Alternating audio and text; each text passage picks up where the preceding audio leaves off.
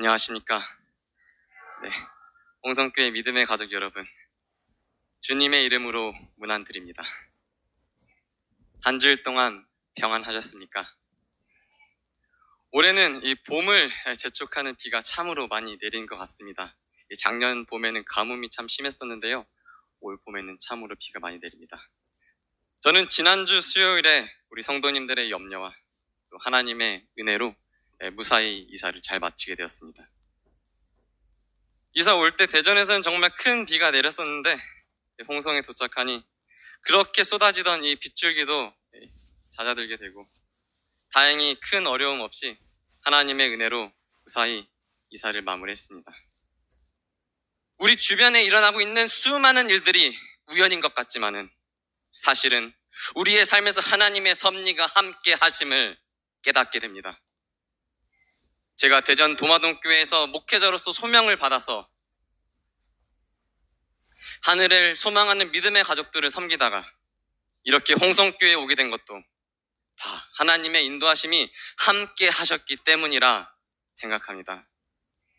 우리가 비록 죄된 세상에 살아가고 있는 거로 가족 간의 문제로 혹 힘들지는 모르지만, 경제적인 문제로 혹 힘들지 모르지만, 내가 지금 몸이 불편해 힘들지도 모르지만, 내가 지금 속해 있는 구성원들과의 그 갈등으로 인하여 마음이 억눌려 힘들어 할지도 모르지만, 우리는 조금만 깊이 생각해 보면은 결국에 우리 믿음의 가족들이 예수 그리스도 안에서 하나님의 은혜로 축복받게 됨을 깨닫게 됩니다.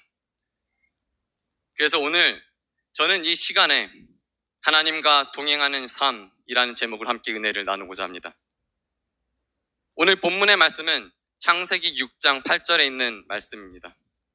다 함께 한 목소리로 합독하시겠습니다. 시작.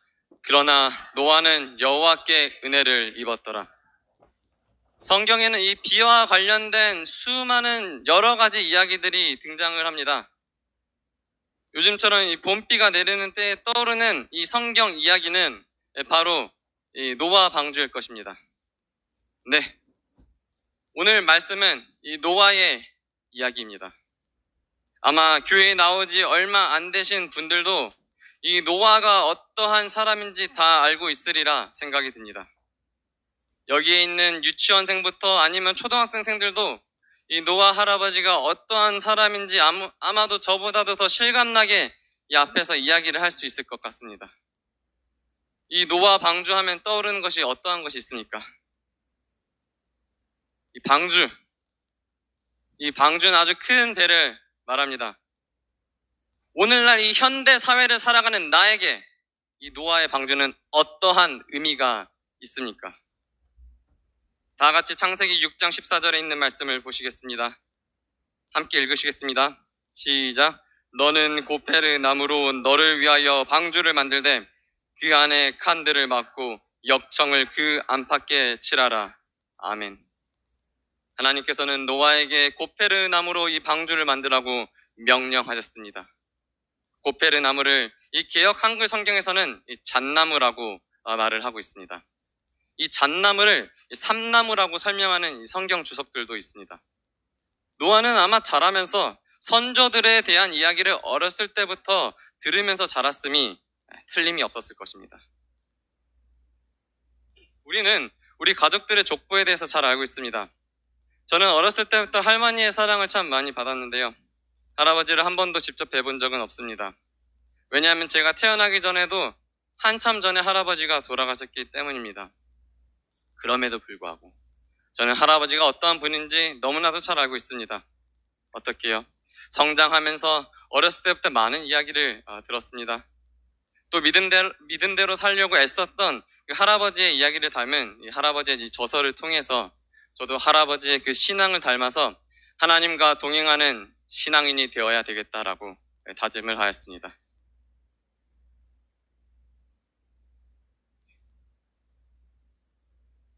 할아버지 이야기가 나온 김에 저에 대해서도 간략하게 소개를 하도록 하겠습니다.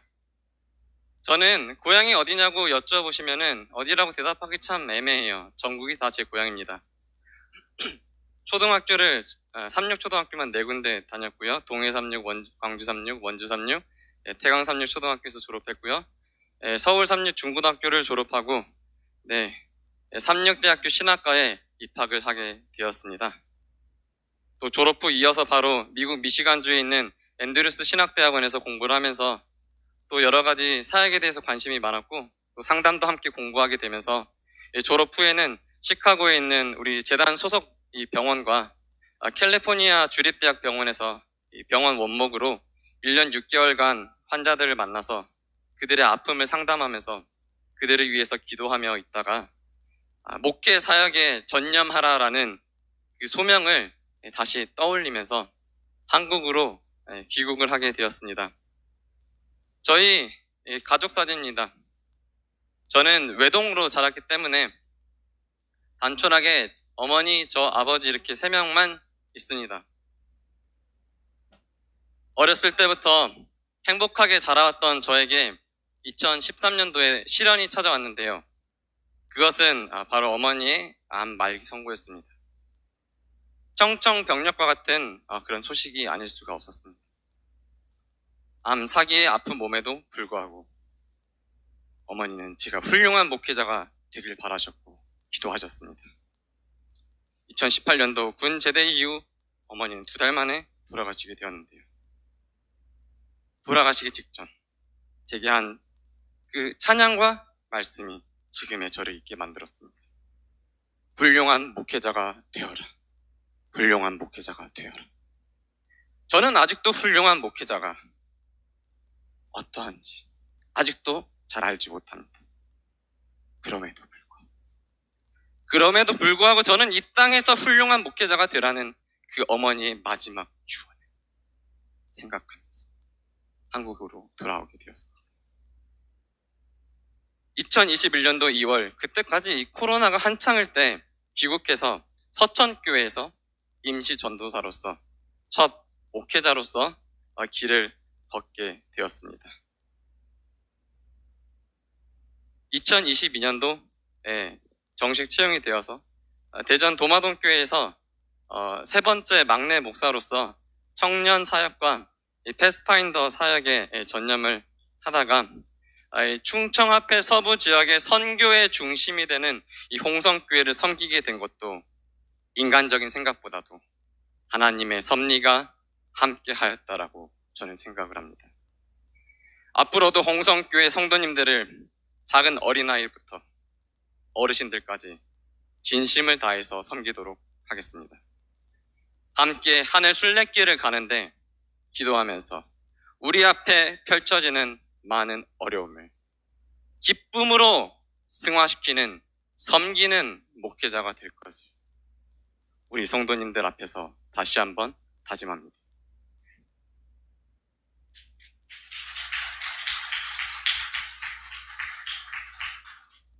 창세기 5장에는 아담의 족보가 나옵니다. 아담의 족보를 아담, 셈, 에노스 이렇게 쭉 소개하다가 노아에 머물러 있습니다. 창세기 5장에서 노아의 족보를 다시 한번 살펴보실까요? 성경절을 군데군데 건너뛰면서 읽어보겠습니다. 에녹은 65세의 무두셀라를 낳았고 무두셀라는 187세에 라멕을 낳았고 라멕은 182세의 아들을 낳았고 이름을 노아라 하여. 노아의 족보는 성경 다른 곳에서도 살펴볼 수 있습니다. 누가복음 3장 36절에서 38절에 있는 말씀입니다. 그 이상은 노아요, 그 이상은 레멕이요, 그 이상은 무드셀라요, 그 이상은 에녹이요, 그 이상은 야렛이요, 그 이상은 마랄렐렐이요. 이렇게 쭉 하다가 그 이상은 아담이요, 그 이상은 하나님이시라. 신약성경 누가복음이 언급한 족보는 우리가 알고 있는 족보와는 조금 다른 것 같습니다. 우리가 일반적으로 알고 있는 족보와 여기서 누가복음에서 언급한 이 족보는 어떻게 다른가요? 뭐가 다른가요? 바로 대답을 해주셨는데 여기 거꾸로 돼 있어요. 누가복음 3장 23절부터 시작된 족보가 예수님부터 시작해서 하나님에서 끝나고 있음을 보게 됩니다. 위로부터, 즉 선조로부터 이렇게 아래로 내려오는 것이 아니라 아래서부터 위로 거꾸로 올라가는 족보입니다. 즉 예수님에게 초점을 맞춘 족보라고 볼 수 있습니다. 등장하는 이름도 약간 다릅니다. 창세기 5장에서 언급한 이 라멕을 이 누가복음 3장에서는 레멕이라고 하고요. 창세기에서 게난이라고 했던 것을 이 누가복음에서는 가이난이라고 호칭을 하고 있습니다.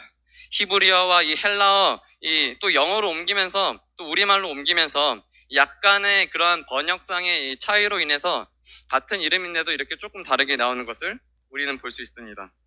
그럼 노아의 족보를 조금 더 자세히 살펴볼까요? 이 노아의 아버지는 누구인가요? 라멕. 그러면 노아의 할아버지는요? 무드셀라.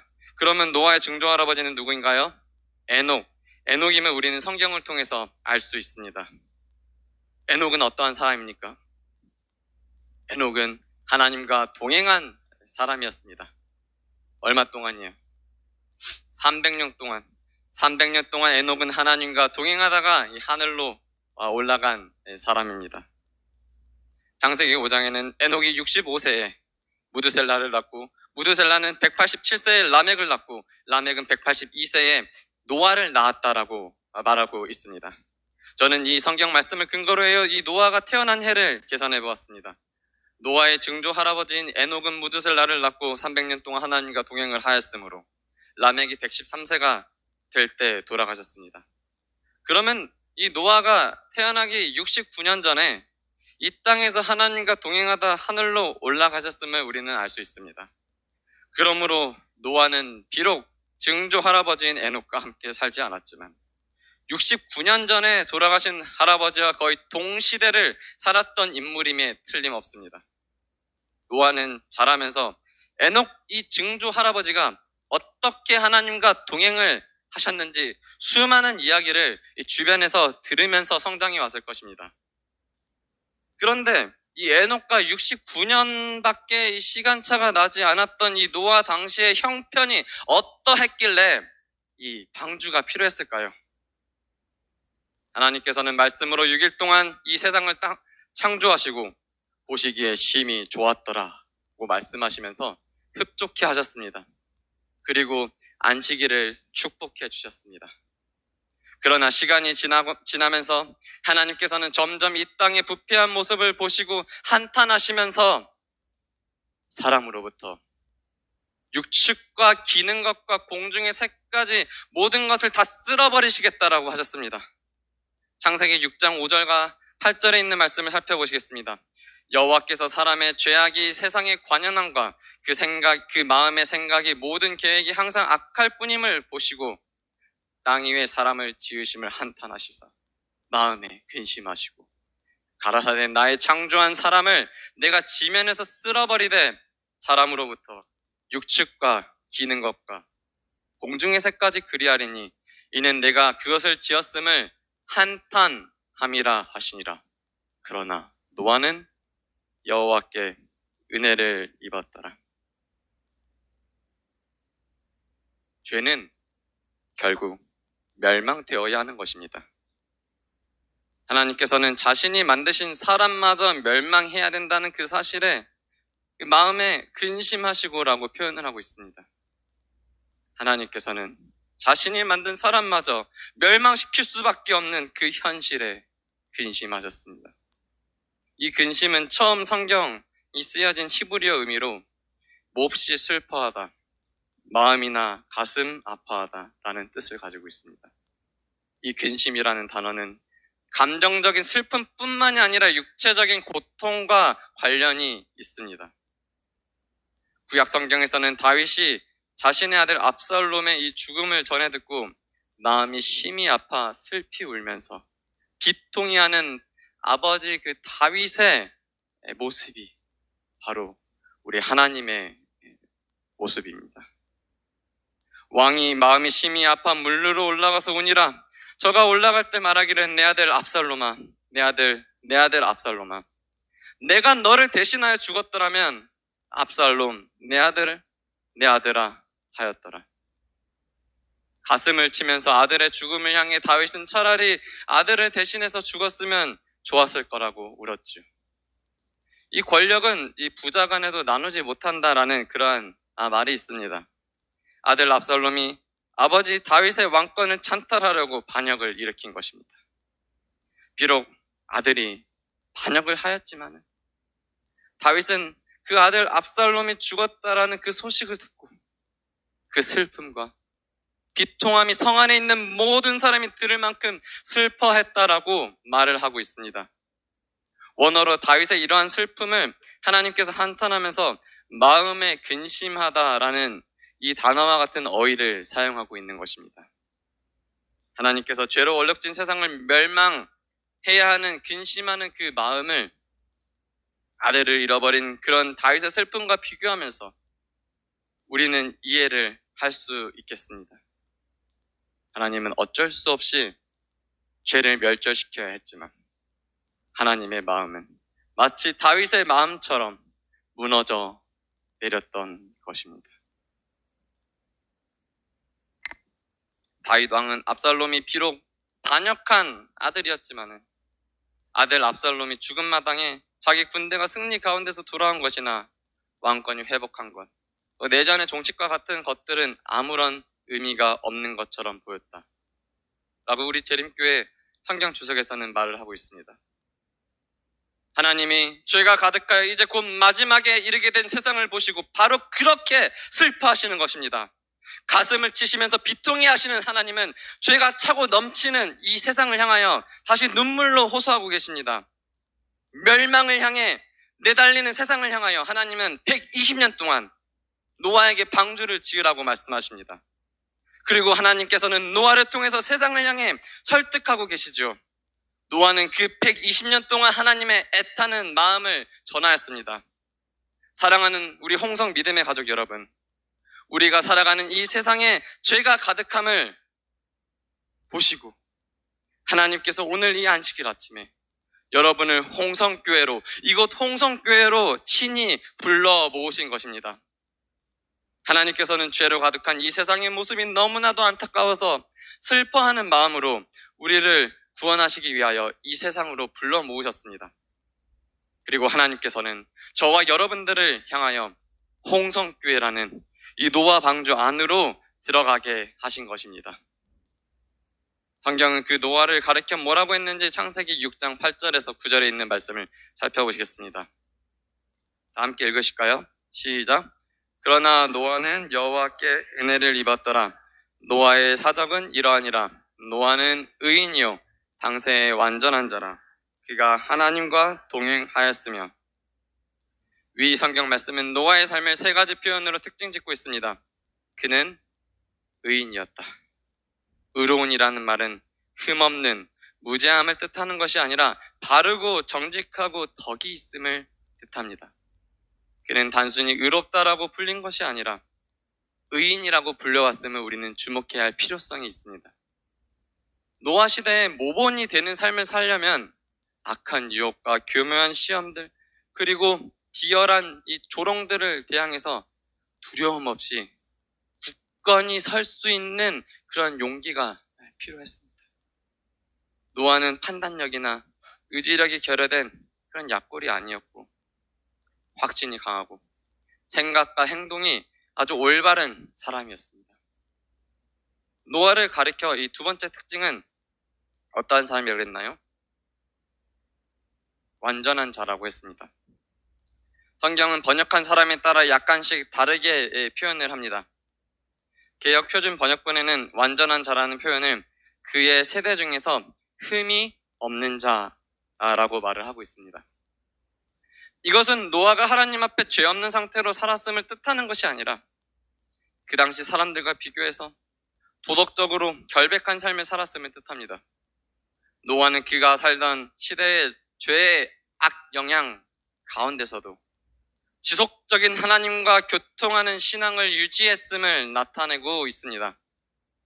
세 번째로, 이 노아의 생애는 어떠한 것이었을까요? 하나님과 동행하는 삶. 하나님과 동행하였습니다.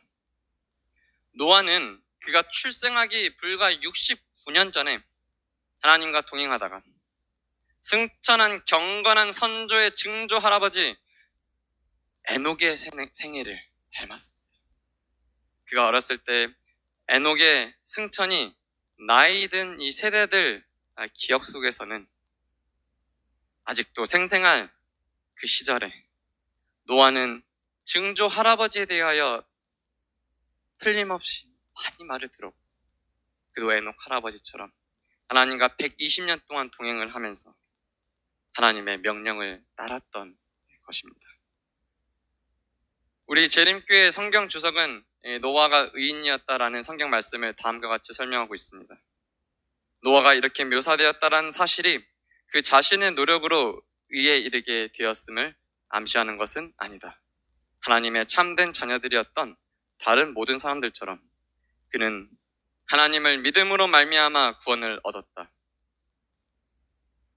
재림교회 성경 주석이 설명한 것처럼 이 노아는 의인이었기 때문에 또 완전하였기 때문에 구원을 받은 것이 결코 아닐 것입니다. 네, 사실 이 노아는 완전한 사람이 아니었습니다. 그 역시 하나님 앞에서 부끄러운 죄를 지었던 죄인 중에 죄인이었습니다. 그럼에도 불구하고 노아는 구원을 얻게 된 것입니다. 그러므로 구원은 전적으로 하나님의 은혜입니다. 은혜는 받을 자격이 없는 자에게 베풀어지는 것입니다. 그러면 이 노아는 구원을 받았는데 세상은 왜 물로 멸망을 당하였을까요? 역으로 세상은 모두 다 멸망을 당하였는데 노아는 어떻게 구원을 받았을까요? 성경 창세기 6장 8절을 다시 한번 살펴보겠습니다. 그러나 노아는 여호와께 은혜를 입었더라. 어르신들 참 많이 계시는데 죄송합니다. 젊은 학생들을 위하여 잠깐 영어 성경의 표현을 살펴보겠습니다. But Noah found grace in the eyes of the Lord 이라고 이렇게 표현을 하고 있습니다. 이 말을 그대로 번역을 하면은 그러나 노아는 주의 눈에서 은혜를 찾았더라. 주의 눈에서 은혜를 찾았더라. 성경에서는 이곳 창세기 6장 8절에서 처음으로 은혜라는 표현이 등장하고 있습니다. 우리는 마땅히 죽을 수밖에 없는 죄로 얼룩진 존재들입니다. 사랑하는 우리 믿음의 가족 여러분, 그런 우리가 의롭다라고 불러진다면 그것은 전적으로 하나님의 은혜입니다. 어쩌면 본인의 의지와 상관이 없이 이곳 홍성교회에 오게 된 우리를 향하여 하나님께서는 우리를 의인이라고 칭하십니다. 죄인인 우리를 향하여 하나님께서는 의인이라고 칭하여 주십니다. 우리를 누구의 눈으로 바라보시면서요? 하나님의 눈으로 바라보시면서요. 그 눈은 어떠한 눈입니까? 마치 아버지를 배반한 아들을 애처롭게 바라보는 그 다윗의 눈을 생각해 보시기 바랍니다.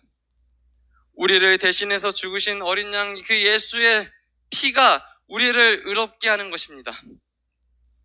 하나님께서는 애통하는 마음으로 예수 안에 거하는 우리를 바라보고 계십니다. 그리고 예수님의 피로 우리를 의인이라고 칭해 주십니다. 이것이 바로 하나님의 은혜인 것입니다. 하나님께서 오늘 아침 예수님 안에 거하는 다른 표현으로 홍성교회라는 이 노아의 방주 안에 있는 우리를 바라보고 계십니다. 그리고 하나님은 우리를 향하여 의인이라고 칭하십니다. 누가 무엇라 해도 하나님은 예수 안에 거함으로 하나님과 동행하는 우리를 그렇게 의롭고 선한 자라고 여겨주시는 것입니다. 이 노아가 만든 배가 얼마나 컸을까요? 사진을 보시겠습니다. 실제 미국에서 노아 방주 크기로 재현해낸 이 배의 모습입니다. 성경에 나온 설계대로 이렇게 만들었다라고 하는데요. 사람의 크기가 정말 개미 같지 않습니까? 켄터키 주에 가면은 실제로 이 모형을 볼 수 있습니다. 방주의 길이가 300규빅, 450피트. 약 135m, 50규빗, 75피트, 약 23m, 높이가 약 30규빗, 45피트, 약 14m입니다. 이 그림에서 보시는 것처럼 이 축구장보다도 큰 배입니다. 바로 옆에 있는 내포에 있는 충청남도 도청 부지 전체만 할 것 같습니다. 노아가 지은 그 배의 크기가 상상이 되십니까? 그럼 이 큰 배를 어떻게 지었을까 생각할지도 모르겠는데, 실제로 큰 바다를 가로질러 여행객을 실어 나르는 크루즈선은 노아 방주보다도 큰 배도 있습니다. 그러한 사실을 보면은 성경이 거짓이라고 생각하지 않아도 될 것입니다. 방주는 영어로 아크라고 하는데요.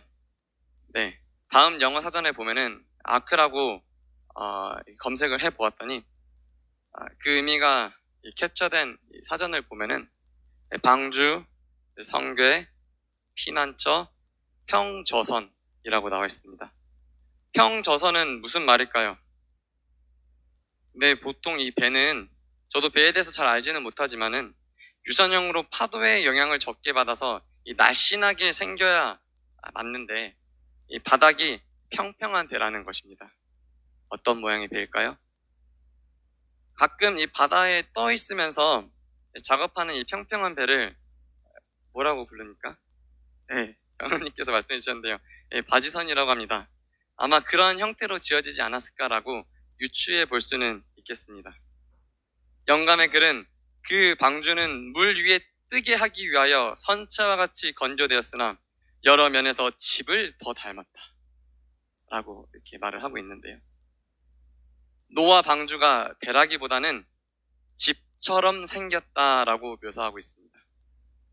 영감의 글에 묘사된 노아 방주는 마치 바지선 위에 집을 지어 올려놓은 그런 배인 것입니다. 여러분, 이 아기 모세, 이 베이비 모세가 죽음을 피하여 나일강에 누워 있었습니다. 어디 안에 누워 있었습니까? 갈대 상자 안에서 누워 있었습니다. 크기와 재료만 다를 뿐 노아 방주도 그 갈대 상자와 똑같은 상자요 괴짝인 것입니다. 실제로 이 원어를 살펴보면은 노아 방주와 아기 모세의 갈대 상자는 괴짝을 의미하는 같은 단어입니다. 테바라는 단어를 사용합니다. 방주도 테바, 이 아기 모세가 누워있는 이 바구니도 테바, 같은 단어로 이 원어 성경에는 적혀 있습니다. 재림교회 성경 주석에는 이 테바라는 단어에 대해서 다음과 같이 설명을 하고 있습니다. 구약 성경에선 이 단어는 28번 나오며 노아 방주와 모세를 담아두었던 자그마한 상자에 대해서만 사용이 되었다. 아멘. 다른 데 사용된 것도 아니고 노아 방주와 모세를 담아두었던 자그마한 상자에 대해서만 사용이 되었다. 위키 백과사전에서도 노아 방주를 검색해보면은 방주로 번역하는 단어인 이 테바는 선박을 의미하는 단어가 아니며 출애굽기 아기 모세를 강에서 살린 그 바구니 테바와 같은 단어로 물에서 사람이 들어가서 살아남을 수 있는 직육명체 그 상자를 의미한다라고 설명하고 있습니다. 재림교회 성경 주석에서도 노아의 방주를 다음과 같이 설명하고 있습니다. 일반적으로 방주는 배의 모양이라기보다는 상자나 괴짝의 모양이었을 것이라고 추정하는데 성경에는 이에 대한 언급한 곳이 없다. 그렇습니다. 노아의 방주는 아기 모세가 누워있던 갈대 상자와 마찬가지였을 것입니다. 그런데 그 커다란 배가 노도 없고 돛도 없고 닷도 없습니다. 배가 아닌 상자에 불과한 것입니다.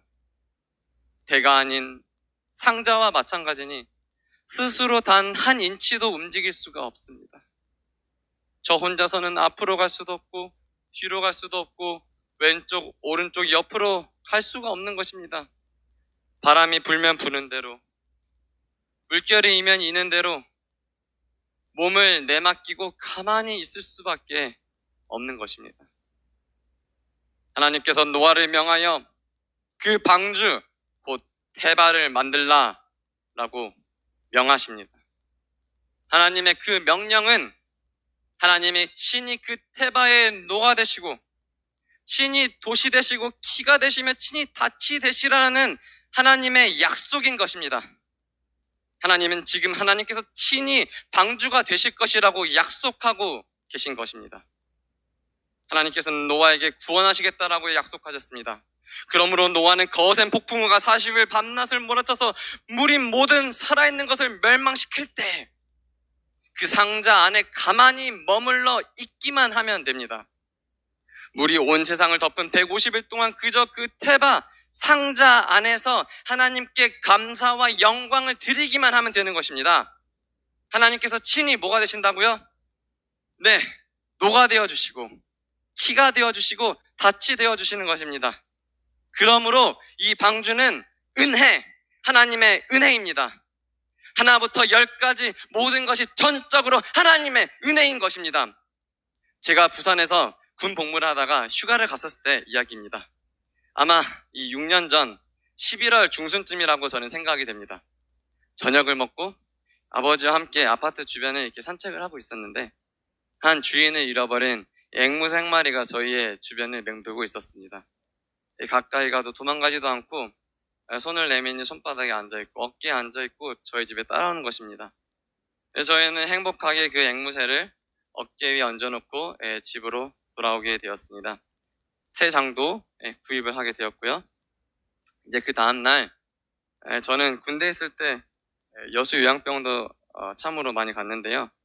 아버지와 함께 어머니가 입원해 있었던 여수 요양병원으로 갔습니다. 차에서 또 핸들도 안고 뭐 어깨도 안고 계속 사람도 잘 따르고 있더라고요. 여수 바닷가까지 갔는데 그 안에서 바닷가에서도 도망 안 가고 어깨 위에서 한 30분 동안 잘 놀다가 저 멀리 날아가 버렸습니다. 2시간이 지나도 돌아오지 않았습니다. 저는 그 앵무새가 너무 걱정이 되었어요. 그 다음날 아침에도 그 앵무새가 있는 그 바닷가로 가서 앵무새야 돌아와야 돼. 열대성 새인데 지금 12월이야. 너 이제 죽어. 아마 차가운 바닷가에서 그의 겨울에 살아남지 못하고 아마 돌아가셨을 것 같습니다. 여러분, 가끔 여러분이 새장 속에 갇혀 있다라고 생각하지는 않습니까? 새장 밖에 자유로운 세상을 꿈꾸고 있지는 않습니까? 어쩌면 이 앵무새에게는 새장 안에 거하는 것이 은혜였을 것입니다. 우리 사랑하는 홍성 믿음의 가족 여러분, 방주 안에 거하는 것이 바로 하나님의 은혜입니다. 상자 안에 거하는 것이 바로 하나님의 은혜입니다. 앵무새는 새장 안에 거하는 것이 은혜였을 것입니다. 새장 그 바깥이 너무나도 좋아 보이지만은, 새장 바깥이 너무나도 재밌어 보이지만은 이곳 홍성 재림교회 안에 거하는 것이 하나님의 은혜인 것임을 기억하시기 바랍니다. 하나님께서는 친히 여러분을 안내할 노가 되어주시겠다라고 약속하셨습니다. 하나님께서는 친히 닻이 되어주실 것입니다. 하나님께서는 친히 우리의 키가 되어주실 것입니다. 하나님께서는 친히 그 거룩한 손으로 우리를 인도해 내 주실 것입니다. 하나님은 오늘 우리에게 그 방주, 곧 테바, 상자가 되어주시겠다라고 하십니다. 하나님이 친히 우리의 노와 돛과 기와 닻이 되어주시겠다라고 하십니다. 그러니 내 아들아, 내 딸아, 거센 폭풍우가 40일 밤낮을 몰아쳐 물이 온 세상을 다 덮을지라도 아무 염려 말아라. 라고 하나님은 오늘 우리를 향하여 말씀하고 계십니다. 사랑하는 우리 홍성 믿음의 가족 여러분, 우리가 하늘 순례길을 떠나면서 때로는 건강의 문제든지 재정적인 문제든지 가족 구성원들 간의 문제든지 어려움도 있을 것입니다. 때로는 억울한 일도 있을 것입니다. 예수님께서는 세상을 향해 항해하는 우리를 위하여 친히 키가 되어주시고 닻이 되어주시고 노가 되어주시겠다라고 약속하셨습니다. 예수님의 시야에서 발버둥치고 벗어나 숨으려 하지 마시고 오직 하나님의 은혜의 눈 안에 거하시기를 간절히 바랍니다. 우리가 이곳 홍성교회 안에서 서로 성도들 간에 친교를 나누다가 예수님께서 재림하시는 그 영광스러운 날 모두 구원을 받는 믿음의 가족 모두가 되시기를 간절히 바라면서 말씀을 마치겠습니다.